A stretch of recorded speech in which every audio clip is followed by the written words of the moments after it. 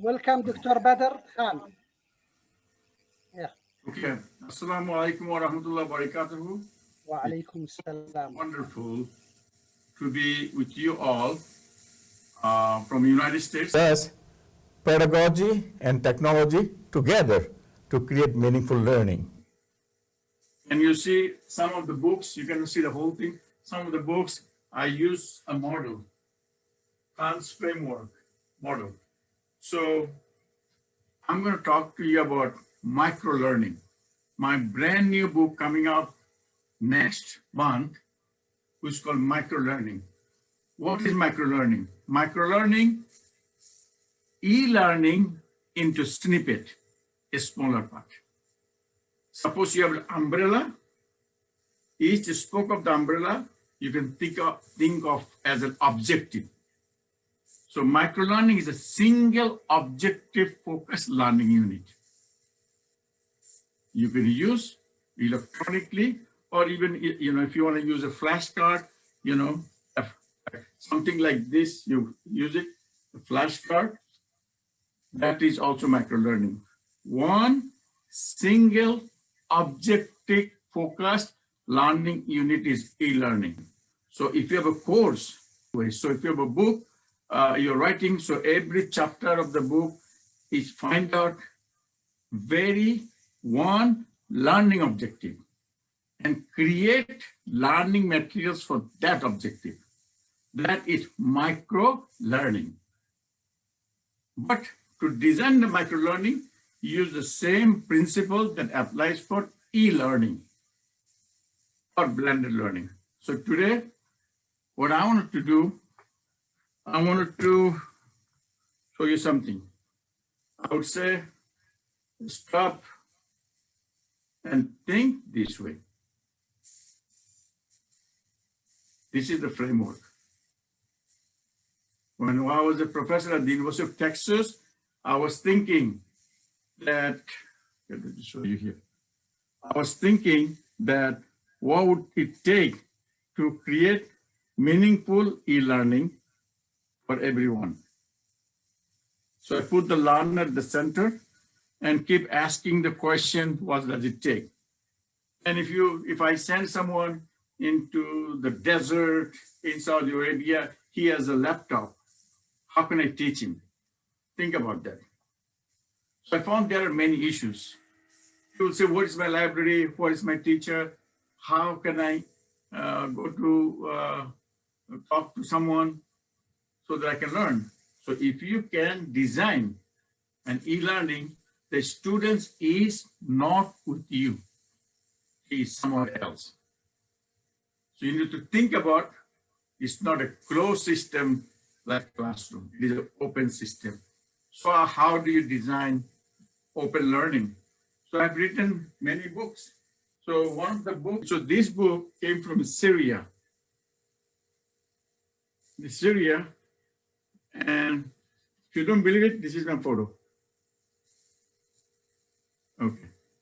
So this book came from Syria, Damascus, 2005.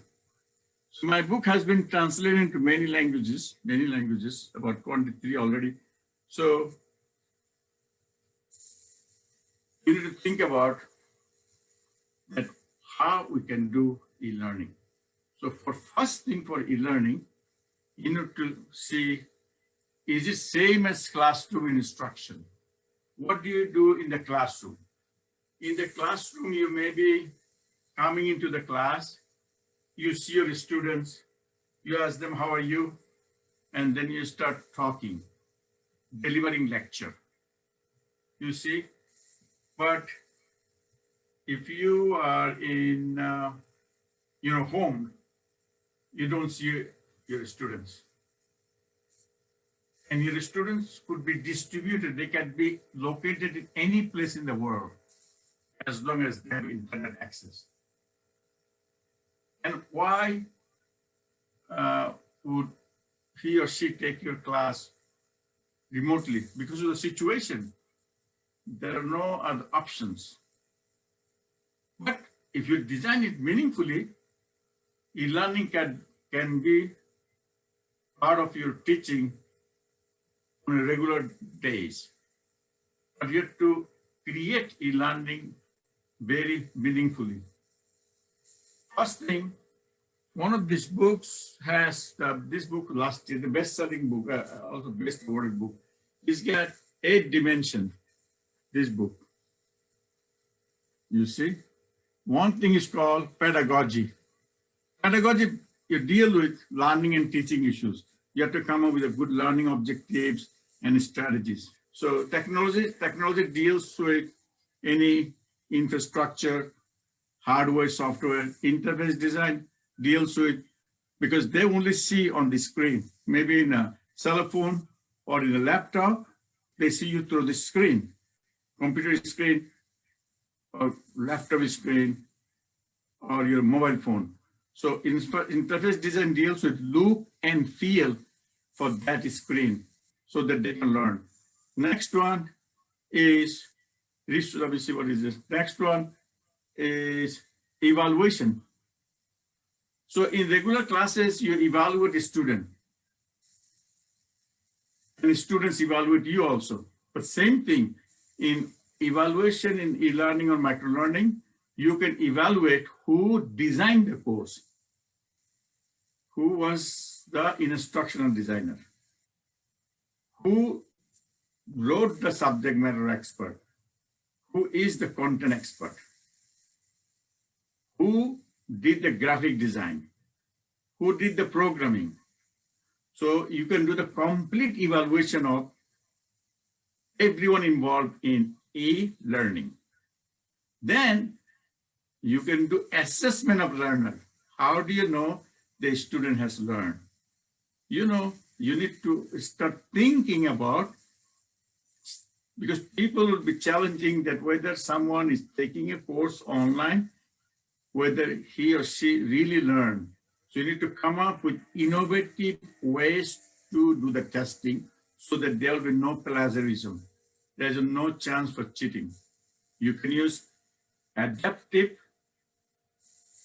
testing, where no one will get the same questions, but it will be dependent on the student's performance on this testing. The next one you have is called management. And the management, in the regular classroom we come, we bring our notebook, we teach. But in online education, what do you have? You have the links in your course. Maybe one of your links is my website, which is badrulkhan.com. And a student go there to read an article and they find that links, it doesn't work anymore. So that means you need to update whatever resources that you use from other places. So the management would be maintenance, management of dimension of the e-learning framework. So how well you maintain all the links, all the resources that you use in the course. Next one is ethical consideration, ethical consideration. Suppose it is probably 6 in Jerusalem or in Nablus right now. It is 10:24 in United States in Washington, D.C. where I am now, Eastern Zone. So if I was teaching a class 8 in the morning in Washington, D.C., if one of my students were in Hawaii, America has 6 time zones. So Hawaii, it will be like 4 in the morning. So he cannot or she cannot wake up to participate a course that I was teaching from George Washington University. So ethical consideration would be legal issues, intellectual property rights. These are the ethical consideration. The last one is institutional, meaning that academic affairs, administrative affairs, student services, whatever you provide for the regular student, you can provide the same thing for the online, but you have to think. So you have to stop and think this way. Put the students at the center, ask questions all around, and see if we're doing appropriate e-learning. Thank you very much.